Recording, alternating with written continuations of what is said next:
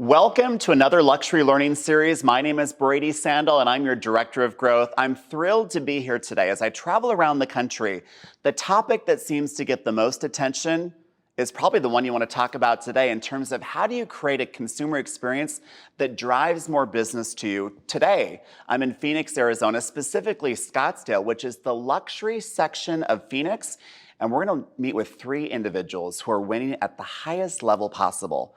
Martha, Ashley, and Stacy. And today, we're going to peel back the curtain of how did they surprise and delight the consumers they serve, and how do they get more business from those customers? How do they create those brand ambassadors? Well, get ready, take some notes. Ladies, welcome. Thank you. I'd like to have you introduce yourselves. Martha, we'll start with you. Martha Andrews. I'm team leader of Excel Real Estate Group with Keller Williams Arizona Realty, also a luxury agent. And you've been in Arizona how long? 26 years now. Congratulations. Thank you. All right, excellent. Ashley. My name's Ashley Donaldson. I'm happy to be a Keller Williams luxury agent, and I'm a native Arizonan, so born and raised here in the Valley. And you've been here for your whole life? I have been here my whole life, yep. Did you ever leave? I went to Florida for 5 years, enjoyed Florida, but came back to be with family and friends. All right, so you went from the desert to the dolphins, Yep. and then back to... And back to the desert. Okay. Dry heat to humidity, back to dry heat. All right, great. And Stacy.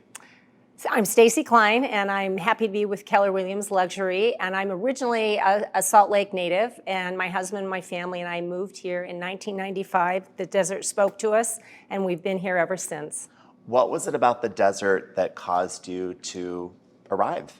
Well, first of all, you wake up every morning to sunshine, despite whether it's 110 or 60 degrees out. The birds are singing, the flowers are in bloom, and it just sets the tone for a marvelous day. And I wanted to be part of that, and I'm so glad I am. Yeah, the lifestyle. It's sure. a dry 110, though. It is a dry It's not a Florida 110, Yeah, it's for a dry sure. 110. It's a dry For one. sure. Yeah, and Scottsdale is just a few minutes north of Phoenix. It's Yes. primarily the luxury market. You have communities of golf course, country clubs, and traditional neighborhoods. Yes. If you were to describe Scottsdale in one word, Martha, what would that word be? I can't, one word is really too hard to describe Scottsdale. I mean, Yeah. I think marketing people have been working on that for years. But it's open. It's open. It's open. It's the freeness of it Yeah. that is really appealing. Absolutely. Ashley. I would describe Scottsdale as a resort. It just has that feel that you're kind of enjoying another lifestyle. It's like living a vacation every day. You have hiking, biking, golf, you have horses here. You just have so much that appeals to so many people. It feels like when you come here, you can kind of just take a break from everything, and it just feels like you're living in a resort. So we've got the blue sky of Arizona, and we've got the resort living and the open concept. So those are probably the reasons why buyers choose to move here, correct? Correct. Absolutely. So when you are working with the client, I know all of you have exceptionally high standards. You run your business always at the same rate of success. Why are standards important to you, Stacy? Well, a practice of high standards really relays to the client, and the client sees that right from the get-go. And here at Keller Williams, I really believe that we all strive to have high ethics and a practice of good standards. And by doing so, the outcome is hopefully really positive for the client, whether they are in the buying process or in the selling process.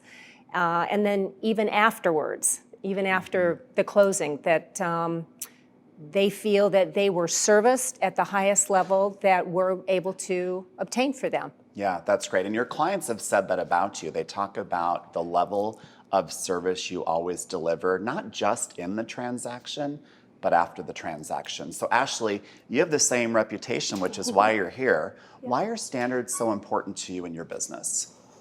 I just think it also sets the tone of who you are as an individual and how you enjoy interacting with others. So I really go with the integrity that I'm working for the best interest of the consumer. I'm really there to make their experience pleasant from start to finish. Take all of the stress and the anxiety and the small nuances that come with purchasing a home, really off their plate and take it on myself and just make them or help them enjoy the experience and go through the ride, and know that I'm there for them every step of the way with the highest integrity and always looking out for their best interest. And you do a great job at that. And Martha, I've had clients tell me how great you are at helping them find what they're looking for. Why are the standards so important to you? Well, I think it's a security. It's these, they know that it's going to be the same thing every time they work with us. They're going to be able to expect an extremely high level of consumer service and interaction, and that standard, it's consistent every single time. And I guess that's what a standard is, right? You do it every single time, and they know that it's going to work, and they're going to have a positive experience as a result of it. How have you ladies found out what's important to your client? What research do you do, and how do you figure out what the standards should be or the experience should be for those consumers? Well, if I may, in this day and age with social media and LinkedIn and there's so much digital information with our clients that I think it benefits all of us to know a little something about our clients before we meet them, before we go into that room. And then with that knowledge, once you sit down with them, really sit down and understand to listen to what they have to say. And not just listen to respond, but to listen to what their needs are. And then by doing that, you're able to craft a better experience, a better path to understand their goals that they're looking for, their motivation and their timeline, and implementing it from beginning to end. Yeah, so you use the social media, that little detective work, if you will, before the consumer shows up. So you can understand more about their world and how the experience can match what they're expecting. Absolutely, because you want to manage those expectations throughout the entire process. For Absolutely, sure. yeah, you absolutely. Ashley. So a lot of what I do is really having that first conversation with them. It's really the introductions, finding out what is important to them, finding out what's bringing them to Arizona, maybe what's having them step away from Arizona, what their family needs are, what's important and essential to them, and how I can create that experience that makes it very flawless and smooth for them to go throughout the process. I just think it boils down to great communication. It's really finding out what is important to your client and just the smallest details that can mean so much in the overall process. So, Stacy, you're looking at things behind the scenes, the social media, and you're asking a lot of questions of them to understand what they're looking for. And Martha, I've had clients tell me how great you are. How do you find out about your clients and what they're looking for before they show up? Well, it's very similar to what these wonderful women have said. Every single client is different, and their needs are different. And it's all about listening. And it's actually keeping our mouth shut for a little bit and hearing what they're saying, not just in words, but in their actions and everything else. To me, once you listen, then you can get a really good idea of what's going to happen for the whole transaction, actually. And it gives you an input into how to best serve them, right? Because every single person is different. And the only way we can find out is by actually keeping our mouth shut for a little bit and letting them talk. We do have a tendency, ladies and gentlemen, to talk way too much when we should be simply asking more questions. Right? So when you find out what your clients are looking for and you've got a clear pathway, how do you create that surprise and delight experience? What does that look like? What can that look like?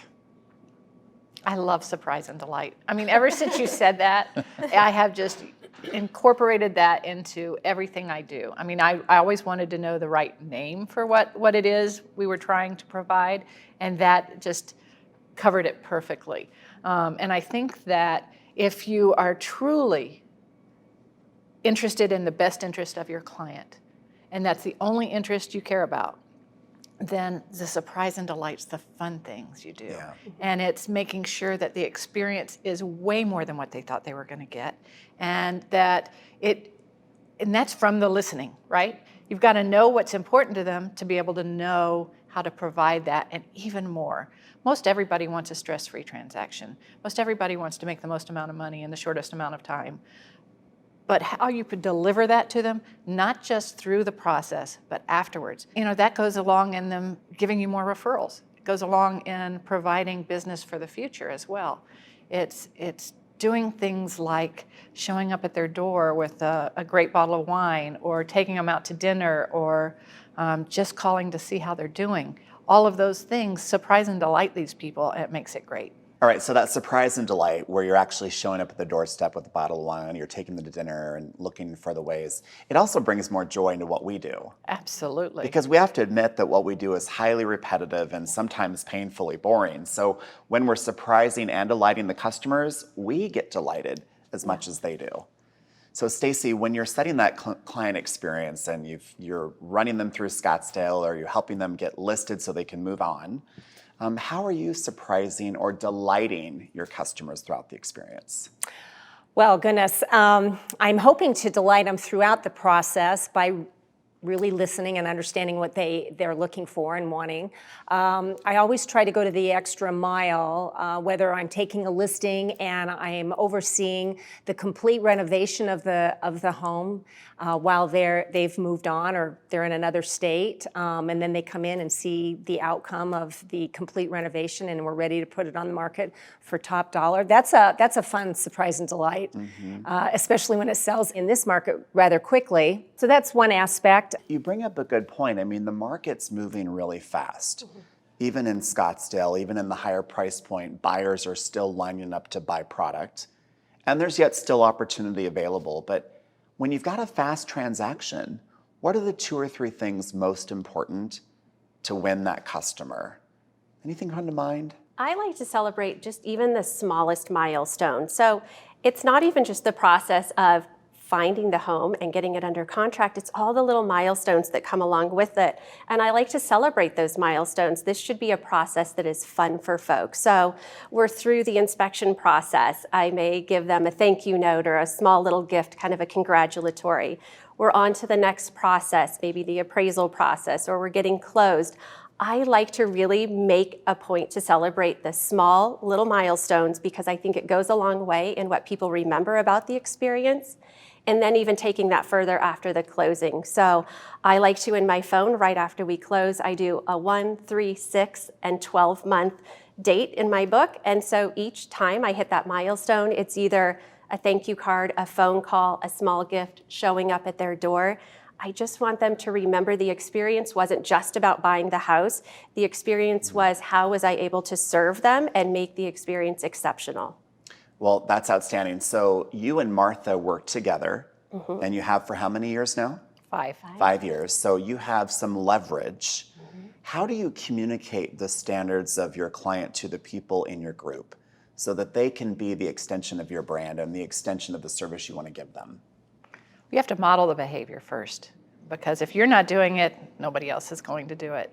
And then you have to actually, in choosing the people you want to work with, they have to be like-minded. They have to understand what you expect, and then they have to be able to have the ability to provide that, right? So some people just don't have that in their nature. Ashley is a very giving soul, and so everything she does in real estate is about doing that for her clients. I'm very similar. I mean, it's all about, what can I do for you? And we have to surround ourselves with people that are in the same way, because that's our brand. That's how we do business, and we can't have our clients feel it any other way. So understanding what that is, getting the people that can provide the same service, and then really modeling what we expect. And are you having to document what the client's looking for into your CRM system so that your team members can see what to hit and how to hit it? Yeah. See, you're talking to women who are very personal in our interactions. And you're right, the CRM is an amazing tool to get that, but it's the personal interaction. This is something we believe in our soul about taking care of our clients. And whether it says it on the CRM to do it or not, that's going to help other people to learn what they need to do, but it has to be from within. This love that. Personal interaction, they expect it, first of all, the luxury clients, most clients do anyway, but it has to come from within. And know, as much as the tools that we have to provide are wonderful, and the smart plans that keep you on task and touching these individuals, but we also have that need of that personal interaction with them, and that's my opinion. Well, the luxury clients are used to having great service. They're used to that interaction, so they wouldn't want anything less than that. So Stacy, you're working as an individual agent, right? I and am. so you probably have some extensions, whether it's through your title or lender or home warranty, but how are you documenting everything and how are you delivering everything at the level that you are? Well, first of all, I put a concierge form together when I first meet with my clients. So in addition to the checklist of what their priorities are and their goals are, I also fill out more of a personal sheet of information on them. How many kids they have, if they have dogs, what restaurants they enjoy frequent, that sort of thing. So on a personal level, like Martha was saying, us ladies seem to want to be more personal and take care of our clients beyond the transactional actions. And so that is done with understanding, oh, it's their anniversary. Maybe I'll drop by a gift card to one of their favorite restaurants during the transaction or even once it's closed. I think being proactive with your database, with your sphere that you've worked so hard to gain their trust, it's important to stay in front of them and let them know that it is genuine.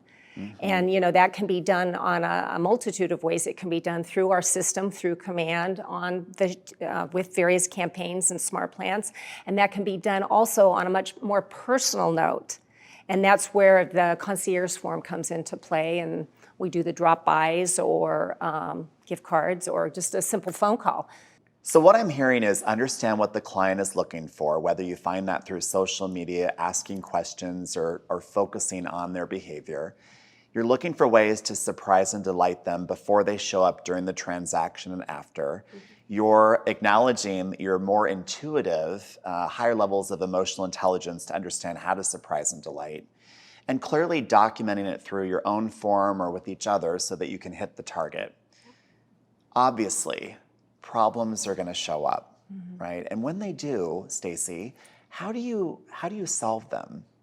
Well, honestly, one of the best ways to solve a problem is to not really have any in the process. And, we've been in business long enough to know that that is ideal, but it just isn't real life.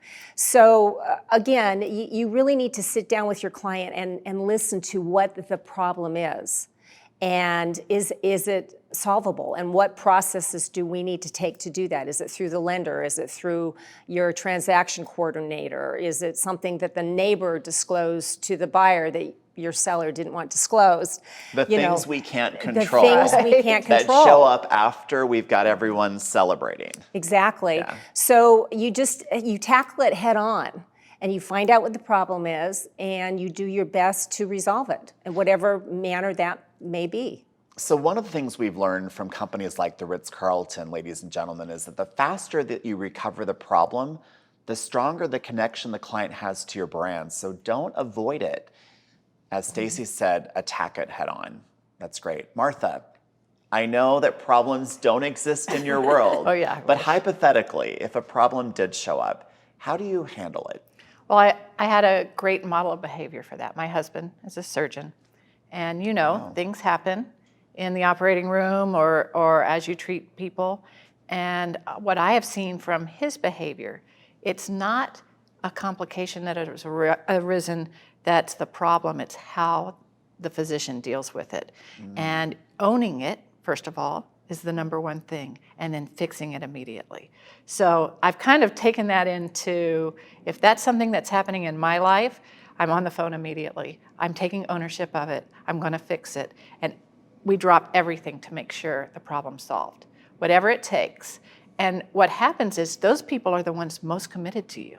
When they see that you take the ownership and that you fixed it for them, sometimes it means I have to maybe pay out some money that, it doesn't matter, whatever the reason. It could just be calling somebody.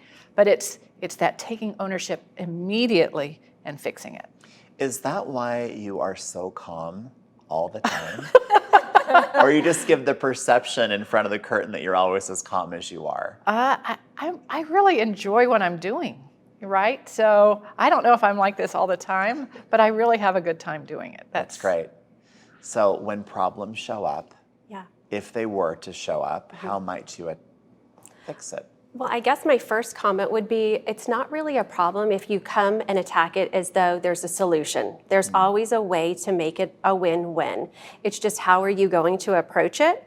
And I think, like Martha indicated, it's approaching it quickly. So if something comes up, it's always that uncomfortable phone call. No one wants to be in that position, but as soon as you take it on and you claim ownership and you approach it with the idea that it's not a problem, we have a solution, it's just how do we get from here to here?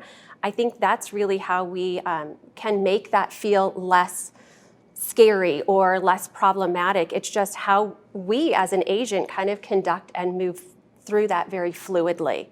But I do feel it's all through communication, and it's going with the idea, I'm going to make this a win-win for everyone, and I'm gonna do it with integrity, honesty, and I'm going to be very forthright with people. Let's just move from A to Z and get through it. It's so great to hear that you identify that the problem doesn't really exist as long as you have a solution to the problem. You wonder why I work with her. One of the many reasons, and we're thrilled that you are working together. So you finished the transaction, Stacy. Everybody's had a great experience. How do you get those clients to generate or provide more business for you? What's working for you right now? Well, honestly, I stay in touch with them. Just Ashley had mentioned that she has a timeline and staying in touch with your database. I do that as well. And a couple of the ways I have monthly calls. And if, first of all, in saying this, you really need to read your clients first too, because some clients aren't receptive to monthly calls. Some of them would like to just get a quarterly touch. And I do have little thoughtful gifts that are sent to certain clients throughout the year. Again, I have the concierge list. So if they have a special anniversary coming up or a special birthday, that is something that I address, and I send them a little card, or it's your anniversary on when you purchased your home. So each one is a little different. I handle them all differently, and I handle them all myself, which is something I enjoy doing. And that is a great way to stay top of mind with them and let them know that I do care about them after the transaction, after it's closed. Yeah, and you do. Yeah, great. Martha? I like that question a lot because I think it's a function of what we do allows us to stay in contact with everybody. And more recently, trying to understand the touches, the KW touches, right? I never grasped it like I should have. And all of a sudden, I've started to do that. I'm very, very conscientious of when and how often I'm reaching out to people and making sure that it's something that's consistent and that's done by me. And one of the things that I do, I find that the Fruit of the Month Club, right? I get them a 1-year subscription every single month.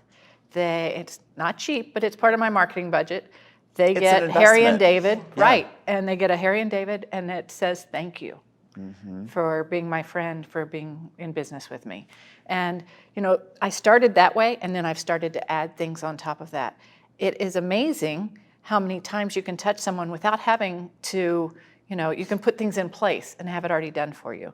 And then that personal touch of the phone call. What I never want to have happen is someone, that's happened to me in an open house, they come in and ask them about their realtor. Yeah, they had a really good experience. What was that name?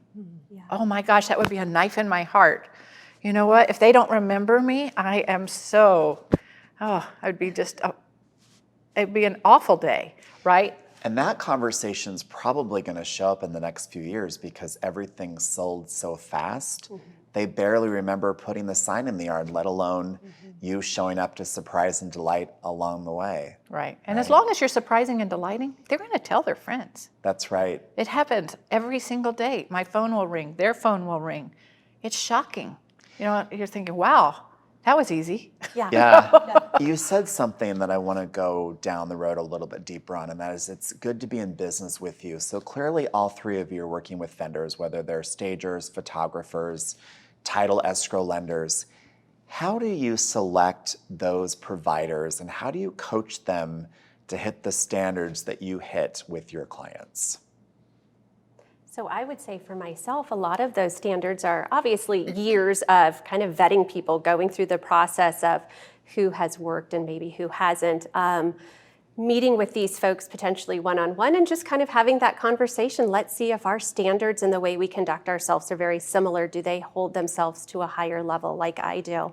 Also, even having them come to my own personal house and maybe helping with my own personal renovations. Boy, that's a great way to really see how someone conducts themselves. If I love working with them at my house, I'm going to love sharing them with my clients. And I think it goes back to a lot of what Martha said. It's just surrounding yourself with people that have the same integrity, interests, the way they model themselves and the way that they carry themselves out there. I think we have a lot of great resources here in the Valley and we have a lot of great vendors, but you start to kind of really pull in your tight knit and then you get kind of down to the nitty gritty with them. And, I help them just as much as they help me. It's a reciprocal business.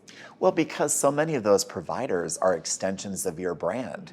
Even if you don't own the movie company and the moving company breaks every piece of glass, they're going to kind of relate that back to you as the agent. Sure. Even though you may not own the moving company. Yeah. Right? Yeah.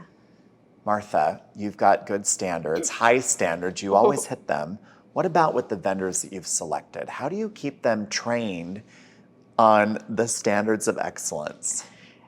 You're exactly right. They have to be trained because they have to know what you expect for your clients. And what if there's any question about it, right, then we have to have a conversation. But I don't have time to let them learn or do something different with my next client. They either have to, say they understand and can do it, or we have to move on.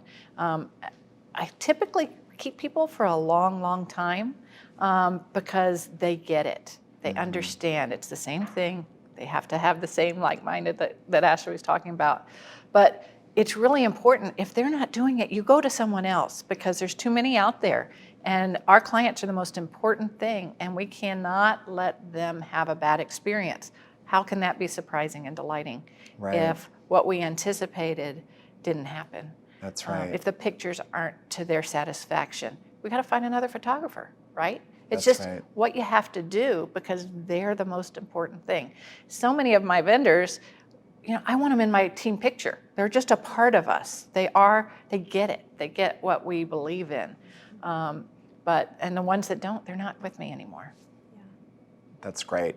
So you're all leading great professional lives. You all have wonderful personal lives. Stacy, what's next for 2022? What do you want your real estate career to look like for the year ahead? That's a big question. I'm certainly not ready to retire. I love what I do. I have been in the business since 2005, and every transaction is different because every individual is different. And I'll tell you, I can't think of too many careers that would give me the opportunity to interact with so many people from different parts of the world, and they become clients, and then they become long-standing friends. So I just look forward to this 2022, meeting new individuals and servicing them and see where the road takes me. And what brands are you going to follow in 2022 to continue inspiring you to give that great service you're known for? What brands? Are we talking brands that would be vendors, or what type of brands are you thinking? Anything that you want. Things that are maybe companies or messages or authors that are inspiring you to give the great service you're already known for giving. Well, I am looking forward to traveling. I'm hoping that my husband and I can start traveling again with everything that's been taking place with COVID.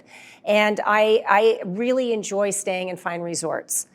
I do. And I mean, we all do. And I think everyone identifies with you. There's no question about that. And I enjoy cruising, and I like to do the high-end cruises where you have a high ratio of crew members to the passengers.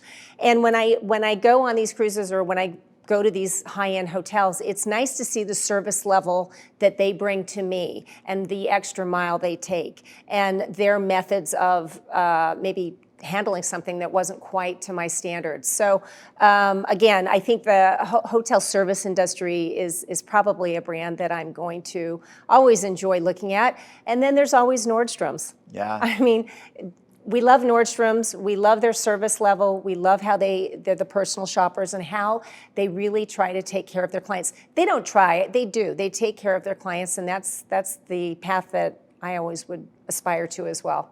Well, and those companies, like our company, they have the same rhythm of a transaction, whether it's real estate or clothing or a hotel experience. And all of those brands, like Keller Williams Luxury, and specifically the three of you, know how to take the client through that experience. So Ashley, looking into 2022, Yep.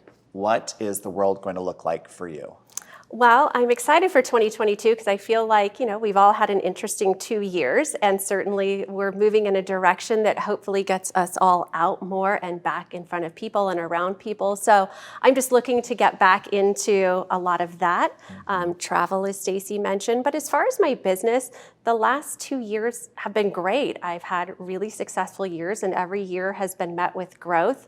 And I just hope to continue my business with Martha. I think I'm going in a great direction of growth. And just personally, I'm very happy with where I'm at, but I see next year even being bigger and brighter, and I'm really just excited for the milestones that are ahead. And which brands will you be following to give you that bigger, better, brighter experience? Yep. I love following the Ritz-Carlton brand. I love following the Oceana brand. I love Rolex. Rolex did the Polo Bentley Classic here, which was really neat. Louis Vuitton. I just love that luxury brand that oozes the luxury appeal, but the simplicity of it and the consistency of it. That's really kind of what I lean into and what I love to follow and help kind of design and model my traits after. Yeah. So Martha, you've been selling real estate for a long time. What does 2022 look like for you?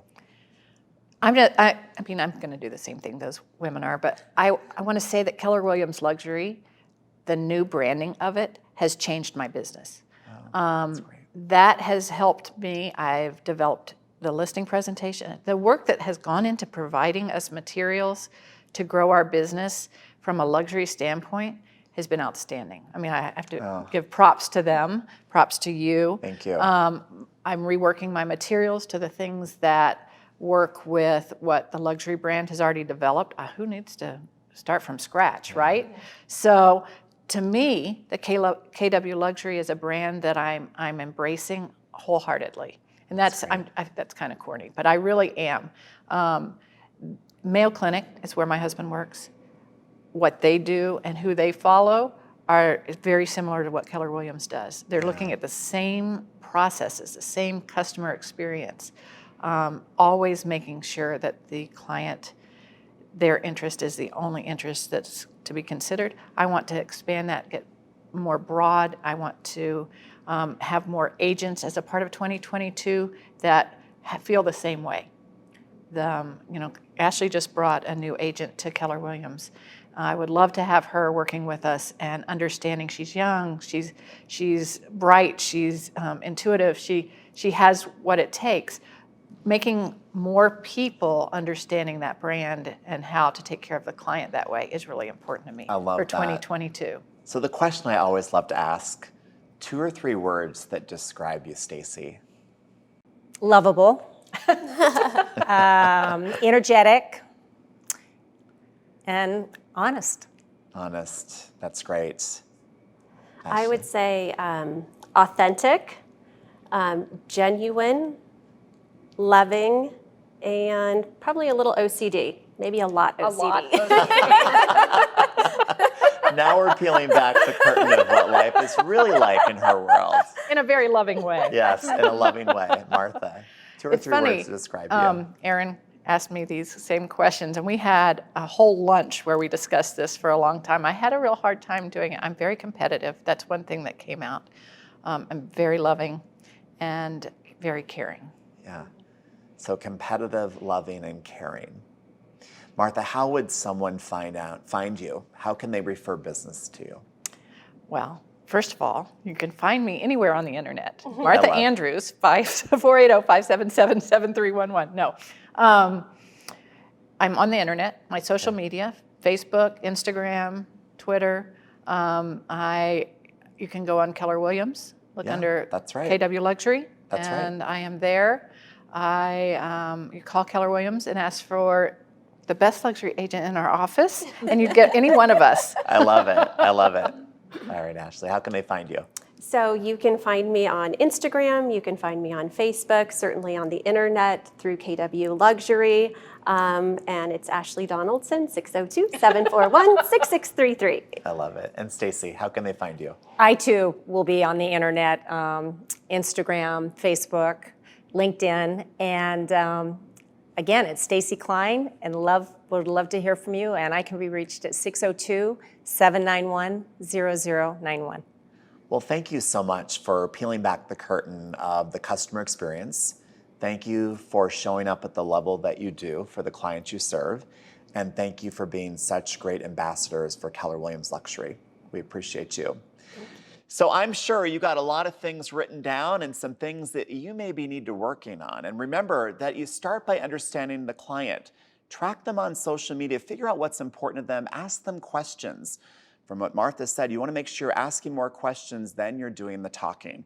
And when the client shows up, remember that you don't wait till the end to show them how much you care. You show that care throughout the entire transaction. And when there are problems, don't avoid them. Get ahead of them. And what Ashley said, when you find the problem, remember, it's the solution to focus on. And as we learned, these three ladies are not only strong real estate luxury ambassadors, but they're loving, caring individuals, and I highly encourage that you connect with them.